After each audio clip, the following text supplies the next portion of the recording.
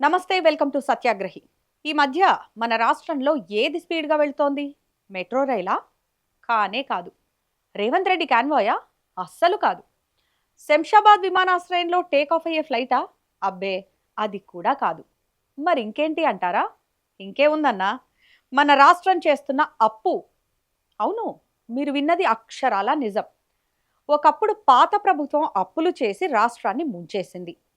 రాష్ట్రాన్ని అప్పుల తెలంగాణగా మార్చింది అని గీపెట్టిన నాయకులే ఇప్పుడు ఆ పాత రికార్డులను చెరిపేసి కొత్త రికార్డులు క్రియేట్ చేస్తున్నారు. రేవంత్ సర్కార్ అప్పుల వేగం చూస్తుంటే ఒలింపిక్స్లో పరుగు పందెంలో గోల్డ్ మెడల్ కొట్టేలా ఉన్నారు.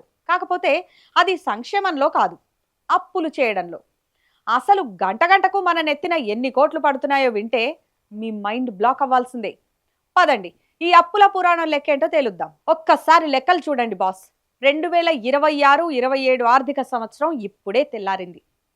ఏప్రిల్ నెల ఇంకా పూర్తి కూడా కాలేదు. అప్పుడే రేవంత్ మార్క్ మొదలైపోయింది. గంటకు 13,60,00,000 రూపాయలు అంటే రోజుకు అప్పు అక్షరాల 328 కోట్లన్నమాట. దీని అర్థం ఏంటో తెలుసా? మీరు థియేటర్లోకి వెళ్ళి ఒక సినిమా చూసి బయటికి వచ్చే లోపు మన సర్కార్ మరో 40 కోట్ల అప్పు తెచ్చేస్తుందన్నమాట.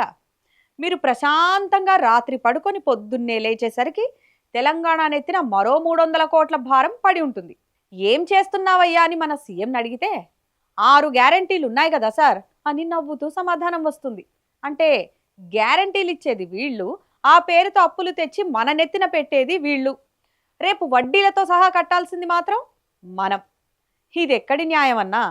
బాకీ ఇచ్చేవాడు బాగున్నాడు, తీసుకునేవాడు బాగున్నాడు, మధ్యలో సామాన్యుడే బలైపోతున్నాడు. ఇక ఏప్రిల్ నెలలో సీన్ చూస్తుంటే మన రాష్ట్ర ఆర్థిక శాఖ అధికారులు ఆర్బీఐ ఆఫీస్ ముందే టెంట్లు వేసుకొని కూర్చున్నట్టున్నారు. ఈ 21 రోజుల్లోనే జరిగిన విన్యాసాలు చూడండి. ఏప్రిల్ 7న ఒకసారి 3,900 కోట్లు గుంజేశారు. ఏప్రిల్ 21న మరో 3,000 కోట్లు జోలెలో వేసుకున్నారు. మొత్తం 21 రోజుల్లో అక్షరాల 6,900 కోట్లు అప్పు చేశారు. అసలు ఆ ఇంట్రెస్ట్ రేట్లు వింటే గుండె గుబేల్మంటోంది. 7.9% నుంచి 8.07% వరకు వడ్డీ రేట్లు. కాలపరిమితి ఎంత అనుకున్నారు? 17 ఏళ్ళు, 21 ఏళ్ళు, చివరకు 30 ఏళ్ల వరకు. అంటే ఇప్పుడు పుట్టిన పిల్లాడు పెరిగి పెద్దయ్యి పెళ్లి చేసుకొని వాడికి పిల్లలు పుట్టే వరకు కూడా ఈ అప్పులు తీరుస్తూనే ఉండాలన్నమాట. ఫ్యూచర్ జనరేషన్ మీద మీకు ఎంత ప్రేమో మాకు అర్థమైపోయింది. వాళ్ళకి ఆస్తులు ఇవ్వకపోయినా పర్లేదు కానీ ఇలా ఇన్స్టాల్మెంట్లు మాత్రం రిటర్న్ గిఫ్ట్గా ఇచ్చేలా ప్లాన్ చేశారు కదా. ఒక్కసారి ఫ్లాష్ బ్యాక్లోకి వెళ్దాం. గత ప్రభుత్వం అప్పులు చేస్తుంటే తెలంగాణ ఆగమైపోతోంది, అప్పుల కుప్పగా మారింది అని గొంతు చించుకున్న వాళ్లే ఇప్పుడు ఏం చేస్తున్నారో తెలుసా? గత ఆర్థిక సంవత్సరంలో బడ్జెట్లో చెప్పిందేమో 54,000 కోట్లు, కానీ తెచ్చిన అప్పెంతో తెలుసా? 85,840 కోట్లు. అంటే 158% ఎక్స్ట్రా అన్నమాట.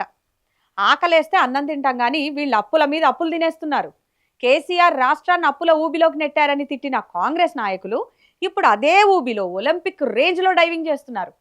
2026-27 బడ్జెట్లో ఏకంగా 80,000 కోట్ల రూపాయలు అప్పు తెస్తామని ముందే ఫిక్స్ అయిపోయారు. అంటే టార్గెట్ పెట్టుకొని మరి అప్పులు చేస్తున్నారన్నమాట. మేము అధికారంలోకి వస్తే మార్పు వస్తుంది అన్నారు. అవును సార్, మార్పు వచ్చింది. అప్పుల స్పీడులో మార్పు వచ్చింది, అప్పు చేసే స్టైల్లో మార్పు వచ్చింది. ఇప్పుడు రాష్ట్రంలో ఆర్థిక నిపుణులు ఏమంటున్నారో తెలుసా? ఇలాగే వెళ్తే చివరికి వడ్డీలు కట్టడానికే కొత్త అప్పులు చేయాల్సి వస్తుందని నెత్తి నోరు కొట్టుకుంటున్నారు. రాష్ట్ర ఖజానా ఖాళీ, అప్పుల కుప్ప భారీ అన్నట్టుగా ఉంది రాష్ట్ర ఆర్థిక పరిస్థితి. 6 గ్యారంటీలు అమలు చేయాలి, పాత అప్పులకు వడ్డీలు కట్టాలి. మరి జీతాలు ఎక్కడి నుంచి వస్తాయి? అందుకే ఓపెన్ మార్కెట్ నుంచి బాండ్ల వేలం వేసి మరీ నిధులు గుంజుతున్నారు.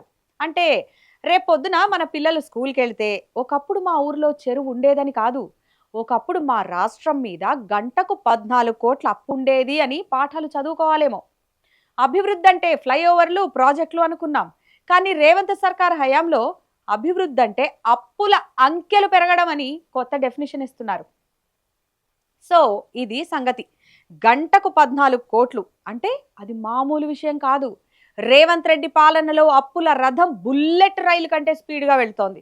6 గ్యారంటీ కార్డుల వెనక ఉన్న ఈ అప్పుల భారం రేపు సామాన్యుడి నడ్డి విరవకుండా ఉంటే చాలు.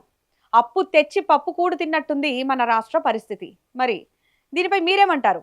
రేవంత్ సర్కార్ చేస్తున్న ఈ అప్పుల స్పీడు తెలంగాణ భవిష్యత్తుకు భరోసానా లేక మున్ముందు పెద్ద ముప్పు పొంచి ఉందా?